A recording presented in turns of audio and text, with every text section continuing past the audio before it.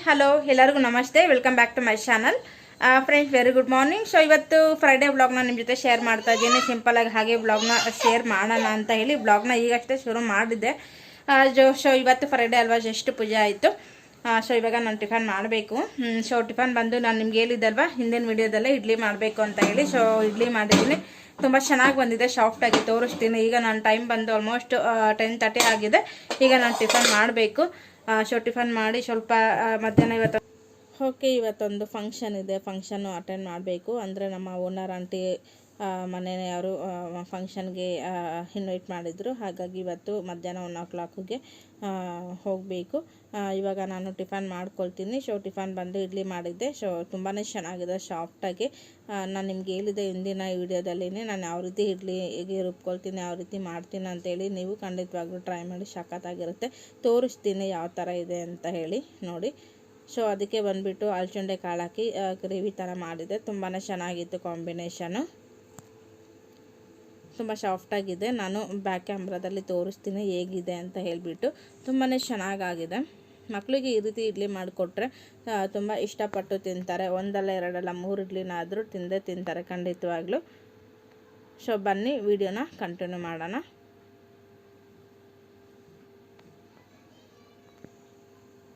So ಇಲ್ಲಿ ನೋಡ್ತಾ ಇರ್ಬೋದು, ನಾನು ಬ್ಯಾಕ್ ಕ್ಯಾಮ್ರಾದಿಂದ ನಿಮಗೆ ಕ್ಲಾರಿಟಿಯಾಗಿ ತೋರಿಸ್ತಾ ಇದ್ದೀನಿ. ಎಷ್ಟು ಚೆನ್ನಾಗಿದೆ ಅಲ್ವಾ ನೋಡೋದಕ್ಕೆ. ಕಲರು ಸಹ ವೈಟಿಗಿದೆ, ಪ್ಯೂರ್ ವೈಟ್ ಕಲರು. ನೀವು ಚೆನ್ನಾಗಿ ಅಕ್ಕಿ ತೊಳೆದ್ಬಿಟ್ಟು ನೆನೆಸಿ ರುಬ್ಬೋದ್ರಿಂದ ನಿಮಗೆ ಈ ಕಲರು ಖಂಡಿತವಾಗ್ಲೂ ಬಂದೇ ಬರುತ್ತೆ. ಸೊ ತುಂಬ ಚೆನ್ನಾಗಿದೆ ಅಲ್ವಾ, ಸಾಫ್ಟಾಗಿದೆ, ತಿನ್ನೋದಕ್ಕೂ ಅಷ್ಟೇ ರುಚಿಯಾಗಿರುತ್ತೆ.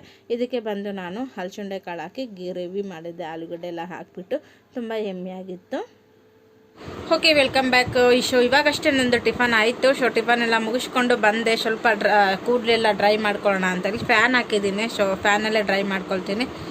ಸೊ ನನ್ನ ಹತ್ರ ಡ್ರೈಯರ್ ಆ ಥರ ಎಲ್ಲ ಏನಿಲ್ಲ. ಸೊ ನನಗೆ ಅದೆಲ್ಲ ಅವಶ್ಯಕತೆ ಇಲ್ಲ. ಸೊ ಹಾಗಾಗಿ ನಾನು ನಾರ್ಮಲಾಗಿ ಫ್ಯಾನಲ್ಲೇ ಸೊ ಡ್ರೈ ಮಾಡ್ಕೊಳ್ತೀನಿ.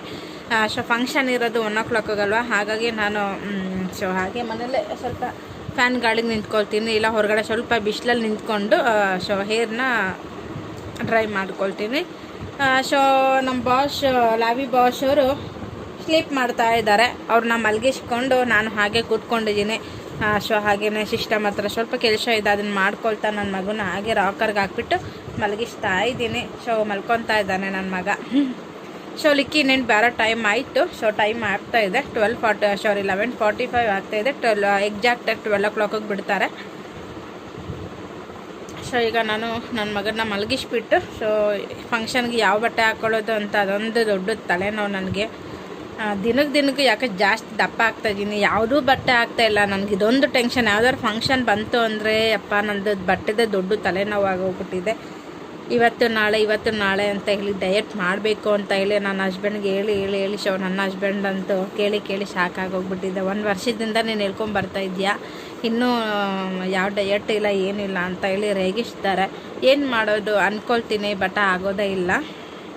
ಸೊ ನಾನು ನಿಮ್ಮ ಜೊತೆ ಮಾತಾಡ್ತಾ ಇದ್ರೆ ನನ್ನ ಮಗ ಇದೇನು ಮಮ್ಮಿ ಈಗ ಮಾತಾಡ್ತಾ ಇದ್ದಾರಲ್ಲ ಅಂತ ಯೋಚನೆ ಮಾಡ್ತಾ ಇದ್ದಾನೆ ಅಲ್ವೇನೋ. ಏನು ಮಮ್ಮಿ ಏನು ಮಾತಾಡ್ತಿದ್ದಾರೆ ಅಂತ ಇದ್ದೀರಾ, ತೋರಿಸ್ತೀನಿ ನನ್ನ ಮಗನ್ನ.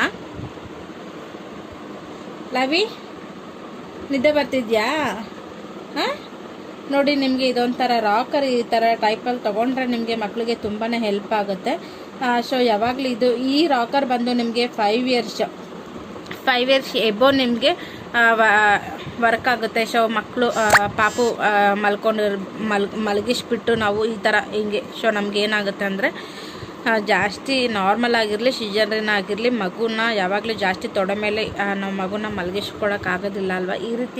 ಈ ಥರ ಟೈಪಲ್ಲಿ ನೀವು ರಾಕರ್ ತೊಗೊಂಡ್ಬಿಟ್ರೆ, ನಾನು ಆಲ್ರೆಡಿ ರಾಕರ್ ರಿವ್ಯೂ ಮಾಡಿದ್ದೀನಿ, ಆ ಲಿಂಕ್ನು ಕೊಡ್ತೀನಿ, ಚೆಕ್ ಮಾಡಿ. ಆ ರೀತಿ ನೀವು ರಾಕರ್ನ ಬೈ ಮಾಡಿ, ತುಂಬಾ ಯೂಸ್ಫುಲ್ ಆಗುತ್ತೆ. ನನಗಂತೂ ತುಂಬಾ ಯೂಸ್ಫುಲ್ ಆಯಿತು. ಸೊ ನನ್ನ ಮಗಳಿಗೆ ಅಂತ ಹೇಳಿ ತೊಗೊಂಡಿದ್ದು, ಬಟ್ ನನ್ನ ಮಗಳಿಗೆ ಅದು ಯೂಸ್ ಆಗಲಿಲ್ಲ. ಏಕೆಂತ ಅಂದರೆ ನನ್ನ ಮಗಳಿಗೆ ಬೇರೆ ಕಡೆ ನೋಡ್ಕೊಳ್ಳೋ ವ್ಯವಸ್ಥೆ ಮಾಡಿದ್ದೆ, ಹಾಗಾಗಿ ಅದು ಯೂಸ್ ಆಗಲಿಲ್ಲ. ಸೊ ಹಾಗಾಗಿ ನನ್ನ ಮಗನಿಗೆ ಅದು ವರ್ಕ್ ಆಗ್ತಾಯಿದೆ. ಸೊ ನನ್ನ ಮಗ ಪಾಪುಯಿಂದ ಹಿಡಿದು ಅವನಿಗೆ ನನಗೆ ಏನಾದ್ರು ಕೆಲಸ ಮಾಡಬೇಕು ಅಂತ ಅಂದಾಗ ಏನು ಮಾಡ್ತಿದ್ದೆ, ರಾಕರ್ ಒಳಗಡೆ ಹಾಕಿಬಿಟ್ಟು ಹಾಗೆ ತೂಗ್ತಾ ಮಲಗಿಸ್ತಾ ಇದೆ. ಜಾಸ್ತಿ ಹೊತ್ತು ನಾವು ತೊಡೆ ಮೇಲೆ ಹಾಕಿದ್ರೂ ನಮಗೂ ಜಾಸ್ತಿ ಹೊತ್ತು ಕೂತ್ಕೊಳ್ಳೋದಕ್ಕಾಗಲ್ಲ ಅಲ್ವಾ. ಮಗುನ ಜಾಸ್ತಿ ರಾಕರ್ಗೆ ಹಾಕಿಬಿಟ್ಟು ನಮ್ಮ ಪಾಡಿಗೆ ನಾವು ಮಲ್ಕೊಂಡು ಮಗುನ ಈ ರೀತಿ ರಾಕರ್ಗೆ ಹಾಕಿ ರೆಸ್ಟ್ ಮಾಡ್ಬೋದು, ಅಂದರೆ ಈ ರೀತಿ ತೂಗ್ಬೋದಲ್ವ.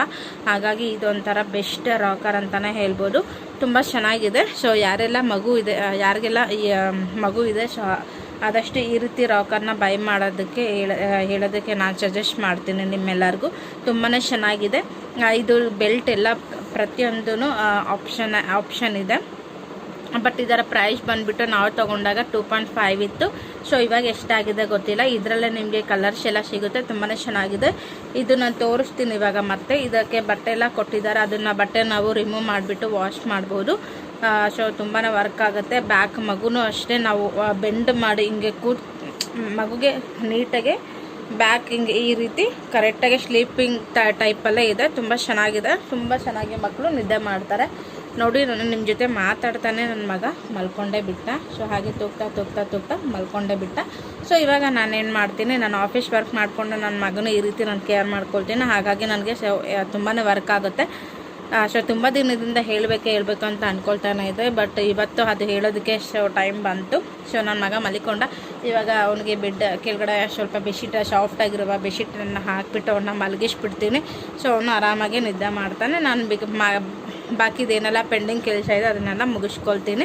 ಸೊ ತುಂಬ ವರ್ಕ್ ಆಗುತ್ತೆ. ಮಗು ಇದ್ದರೆ ಈ ರೀತಿ ಮಾಡಿ 5 ಮಂತಿಂದ ನೀವು ಆರಾಮ್ಸಾಗಿ ರಾಕರ್ ಒಳಗಡೆ ಹಾಕಿಬಿಟ್ಟು ನಿಮ್ಮ ಕೆಲಸನ ನೀವು ಮಾಡ್ಕೊಳ್ಬೋದು. ಮಗು ಜಾಸ್ತಿ ಟೈಮ್ ಸ್ಪೆಂಡ್ ಮಾಡುತ್ತೆ. ಸೊ ರಾಕರಲ್ಲಿ ಹಾಕಿ ನಿದ್ದೆ ಮಾಡುತ್ತೆ, ಆಟ ಆಡಿಕೊಂಡು, ಇಲ್ಲ ಟಿ ವಿ ಆನ್ ಮಾಡಿಬಿಟ್ಟಾಗ ಮಗು ಟಿ ವಿ ನೋಡಿಕೊಂಡು, ಇಲ್ಲ ಯಾರಾದರೂ ಮನೆಯಲ್ಲಿ ಮಕ್ಕಳುಗಳು ಆಟ ಆಡ್ಕೊಂಡು ನೋಡ್ತಾ ಏನಾದ್ರು ತಿಂತಾ ಮಕ್ಕಳು ಹಾಗೆ ನಿದ್ದೆ ಮಾಡ್ತಾರೆ.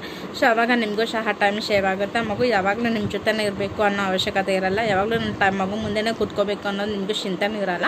ಆರಾಮಾಗಿ ಈ ರೀತಿ ರಾಕರ್ನ ಬೈ ಮಾಡಿ ನನ್ನ ಲಿಂಕ್ನ ಕೊಟ್ಟಿರ್ತೀನಿ. ಖಂಡಿತವಾಗ್ಲೂ ನೀವು ಬೈ ಮಾಡ್ಬೋದು. ಇಂಟ್ರೆಸ್ಟ್ ಇದ್ದರೆ, ಯಾರಿಗೂ ಫೋರ್ಸ್ ಇಲ್ಲ. ನಿಮ್ಗೆ ಇಂಟ್ರೆಸ್ಟ್ ಇದ್ದರೆ ನನ್ನ ಎಕ್ಸ್ಪೀರಿಯೆನ್ಸು ನಾನು ನಿಮ್ಮ ಜೊತೆ ಶೇರ್ ಮಾಡ್ತಾಯಿದ್ದೀನಿ. ನನಗೆ ತುಂಬಾ ವರ್ಕ್ ಆಯಿತು, ಹಾಗಾಗಿ ನಿಮ್ಮ ಜೊತೆ ಶೇರ್ ಮಾಡ್ತಾಯಿದ್ದೀನಿ. ಸೊ ನನ್ನ ಮಗ ಮಲಿಕೊಂಡ, ಅವನ್ನ ಮಲಗಿಸ್ಬಿಟ್ಟು ಸ್ವಲ್ಪ ಕೆಲಸ ಇದೆ ಅದನ್ನೆಲ್ಲ ಮುಗಿಸ್ಕೊಳ್ತೀನಿ. ಸೊ ನೋಡಿ, ಮಲ್ಕೊಂಬಿಟ್ಟ. ರಾಕರ್ ನೋಡಿ ಈ ಥರ ಇದೆ ಟೋಟಲಿ. ನೋಡಿದ್ದು ಬಟ್ಟೆನೂ ಸಹ ರಿಮೂವ್ ಮಾಡ್ಕೊಬೋದು. ಸೊ ನಾನು ಆಲ್ರೆಡಿ ವಾಶ್ ಮಾಡಿ ಹಾಕಿದ್ದೀನಿ. ಮಕ್ಕಳು ಯಾವಾಗ್ಲೂ ಕುತ್ಕೊಳ್ತಾರೆ, ಆಟ ಆಡ್ತಾ ಇರ್ತಾರೆ. ಸೊ ಗಲೀಜು ಏನಾದರೂ ಕೊಟ್ಟಾಗ ತಿಂತಾ ಇರ್ತಾರೆ. ಅದೇನಾಗುತ್ತೆ, ಸೊ ಫುಲ್ ಗಲೀಜಾಗುತ್ತೆ. ಹಾಗಾಗಿ ನಾನು ವೀಕ್ಲಿ ಇಲ್ಲ 2 ವೀಕ್ಸ್ ಒಂದ್ಸರಿ ಗಲೀಜಾಗಿದ್ರೆ ನೋಡಿಕೊಂಡು ವಾಶ್ ಮಾಡ್ತೀನಿ. ಬಟ್ ಪರ್ಟಿಕ್ಯುಲರ್ಗೆ ಇವಾಗಲೇ ಅಂತ ಇವತ್ತೇ ಹೋಗಬೇಕು, ನಾಳೆನೇ ಹೋಗ್ಬೇಕು ಆ ಥರ ಎಲ್ಲ ಗಲೀಜು ಏನಾದರೂ ಆಗಿದ್ರೆ ನಾನು ಏನು ಮಾಡ್ತೀನಿ, ನೋಡಿಕೊಂಡು ವಾಶ್ ಮಾಡ್ಕೊಳ್ತೀನಿ.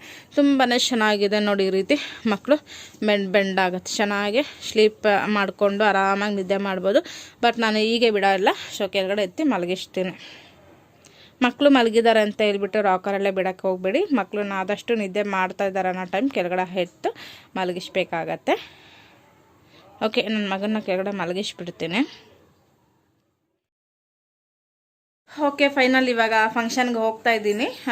ಸೊ ಹಾಗೆ ಎಲ್ಲ ಸಿಂಪಲಾಗಿ ರೆಡಿ ಆಗಿ ಹೋಗ್ತಾ ಇದ್ದೀನಿ. ಏನು ಸಿಂಪಲಾಗಿ ರೆಡಿ ಆಗಿದ್ದೀನಿ, ತುಂಬ ದೂರ ಇಲ್ಲ. ಸೊ ಮನೆ ಹತ್ರನೇ ವಾಕಬಲ್ ಡಿಸ್ಟೆನ್ಸ್ ಇದೆ. ಸೊ ನಾನು ಮತ್ತು ನನ್ನ ನೇಬರ್ ಆಂಟಿ ಮಗಳೂ ಹೋಗ್ತಾ ಇದ್ದೀವಿ. ಸೊ ಬನ್ನಿ ನೋಡೋಣ. ಅಲ್ಲಿಗೆ ಹೋದ್ಮೇಲೆ ಕೆಲವೊಂದಷ್ಟು ಶಾಪ್ ಕ್ಯಾಪ್ಚರ್ ಮಾಡಿ ಹಾಕ್ತೀನಿ. ಸೊ ಓಕೆನಾ, ಬನ್ನಿ. ಈಗ ಟೈಮ್ ಬಂದು ಆಲ್ಮೋಸ್ಟ್ 1 ಕಾಲಾಗಿದೆ. ಸೊ ಇವಾಗ ಹೊರಡ್ತಾ ಇದ್ದೀವಿ. 1 ಗಂಟೆ ಫಂಕ್ಷನ್ ಅಂತ ಹೇಳಿರೋದು. ಸೊ ನಾವು 1/4 ಗಂಟೆ ಲೇಟಾಗಿ ಹೋಗ್ತಾ ಇದ್ದೀವಿ. ಸೊ ಬನ್ನಿ ಹೋಗೋಣ. ಬಾ ಬ್ಯಾಗ್ ತೊಗೊಂಡ್ಬಿಡ್ತೀನಿ.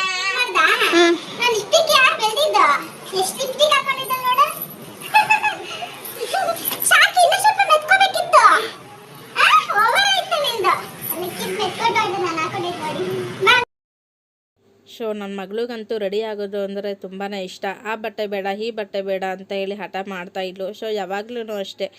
ಸೊ ಈಗ ಸಮ್ಮರಲ್ಲಂತೂ ಮಕ್ಕಳಿಗೆ ಸ್ವಲ್ಪ ಸಾಫ್ಟಾಗಿದ್ರೇ ಅಲ್ವಾ ಚೆನ್ನಾಗಿರೋದು. ಹಾಗಾಗಿ ನಾನು ಸಿಂಪಲಾಗಿಯೇ ಲಿಕ್ಕಿಗೆ ರೆಡಿ ಮಾಡಿದ್ದೀನಿ. ಅವಳಿಗಂತೂ ಲಿಪ್ಸ್ಟಿಕ್ ಅಂದರೆ ಪ್ರಾಣ. ಸೊ ಯಾವಾಗಲೂ ಅಷ್ಟೇ ತಡ್ಕೊಂಡಂತೂ ಹೆಂಗಾರು ಮಾಡಿ ಲಿಪ್ಸ್ಟಿಕ್ನ ಬೆಳ್ಕೊತಾಳೆ. ಸೊ ಇವಾಗ ನಾವು ಹೊರಡ್ತಾ ಇದ್ದೀವಿ. ಗುಂಡಂಗೆ ಬಾಯ್ ಮಾಡ್ತಾ ಇದ್ದಾರೆ ನನ್ನ ಮಕ್ಕಳು.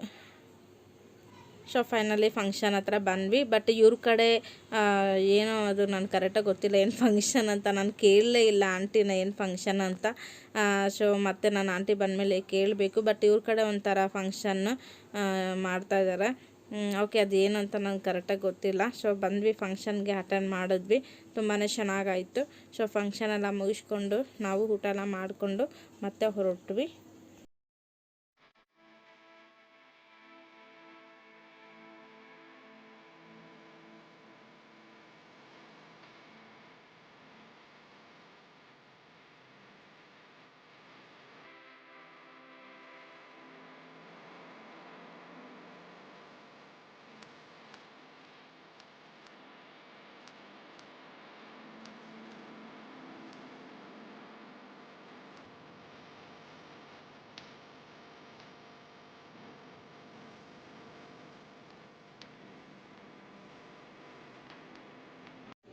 Okay, welcome back. ಇವಾಗ ಮತ್ತೆ ನಾನು ವ್ಲಾಗ್ನ ಕಂಟಿನ್ಯೂ ಮಾಡ್ತಾ ಇದ್ದೀನಿ. ಈಗ ಟೈಮ್ ಬಂದು 4:30 ಆಗಿದೆ. ಸೊ ನನ್ನ ಹಸ್ಬೆಂಡ್ ಇವಾಗ ಬಂದರು.